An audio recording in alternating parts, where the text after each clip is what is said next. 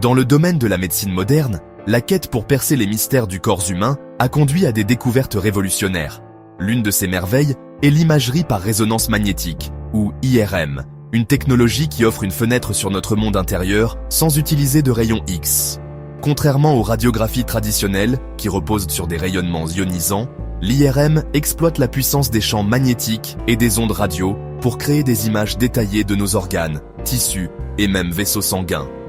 Cette technique non invasive a révolutionné le diagnostic et le traitement médical, offrant un moyen sûr et indolore d'explorer l'intérieur du corps humain. Imaginez pouvoir observer les détails complexes du cerveau, les valves délicates du cœur, ou le réseau complexe des ligaments du genou, le tout avec une clarté et une précision remarquables. C'est la puissance de l'IRM, un témoignage de l'ingéniosité humaine et de notre quête incessante pour comprendre les complexités de la vie elle-même. Dans les sections suivantes, nous allons entreprendre un voyage pour démystifier cette technologie remarquable, en explorant les principes fondamentaux qui permettent à l'IRM d'illuminer les merveilles invisibles qui nous habitent. Au cœur de l'IRM se trouve un héros surprenant, l'humble atome d'hydrogène. Abondant dans les molécules d'eau, qui constituent une part importante de notre corps, l'hydrogène joue un rôle crucial dans cette technique d'imagerie. Mais qu'est-ce qui rend l'hydrogène si spécial dans le monde de l'IRM? La réponse réside dans sa structure atomique. Chaque atome d'hydrogène possède un seul proton dans son noyau, qui tourne comme une petite toupie. Ce proton en rotation crée un petit champ magnétique, transformant chaque atome d'hydrogène en un aimant miniature. En temps normal, ces minuscules aimants sont orientés de manière aléatoire, leurs champs magnétiques s'annulant mutuellement. Cependant, lorsqu'ils sont placés dans le puissant champ magnétique d'une machine IRM, ces protons d'hydrogène s'alignent, préparant le terrain à la magie de l'IRM. Une machine IRM est essentiellement un aimant géant, générant un champ magnétique puissant et uniforme, plusieurs fois plus fort que le champ magnétique terrestre. Lorsqu'un patient est allongé à l'intérieur de ce champ magnétique, les milliards de protons d'hydrogène de son corps réagissent comme de minuscules boussoles, s'alignant dans la direction du champ. Alors que la plupart des protons s'alignent parallèlement au champ, une petite proportion s'aligne dans la direction opposée. Cet alignement, cependant, n'est pas absolu. Les protons ne se fixent pas simplement en place. Au lieu de cela, ils oscillent et tournent autour de l'axe du champ magnétique, un peu comme des toupies qui perdent progressivement leur élan.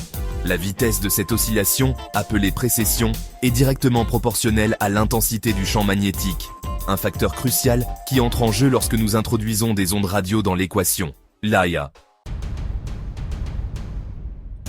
Section 4.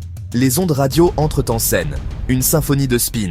Après avoir aligné les protons d'hydrogène dans le corps du patient, la machine IRM émet une série d'ondes radio précisément calibrées, également appelées impulsions de radiofréquence. Ces impulsions RF, ciblant des zones spécifiques du corps, perturbent temporairement l'alignement des protons d'hydrogène, les faisant absorber de l'énergie et s'écarter du champ magnétique principal.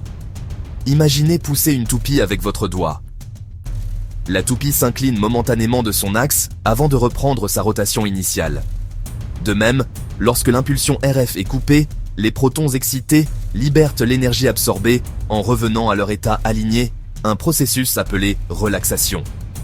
Cette énergie émise est détectée par des bobines sensibles à l'intérieur de la machine IRM, fournissant les données brutes pour la création d'images. Section 5.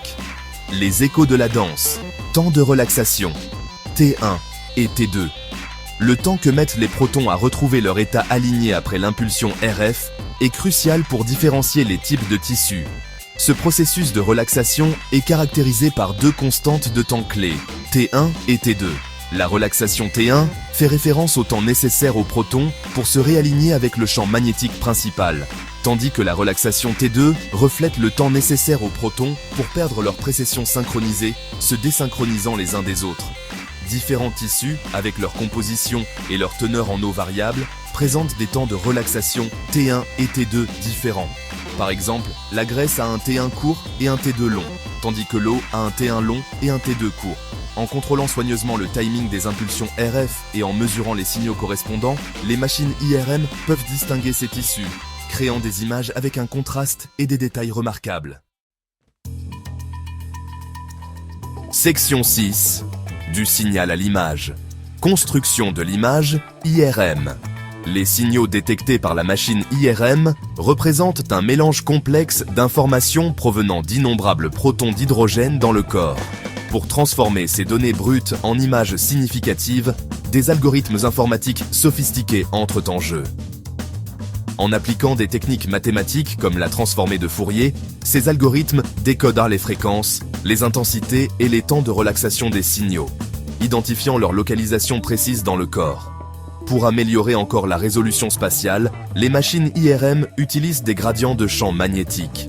Ces gradients, superposés au champ magnétique principal, créent de subtiles variations d'intensité du champ magnétique à travers la zone de balayage. Ces variations permettent une localisation précise des signaux, permettant la reconstruction d'images tridimensionnelles incroyablement détaillées.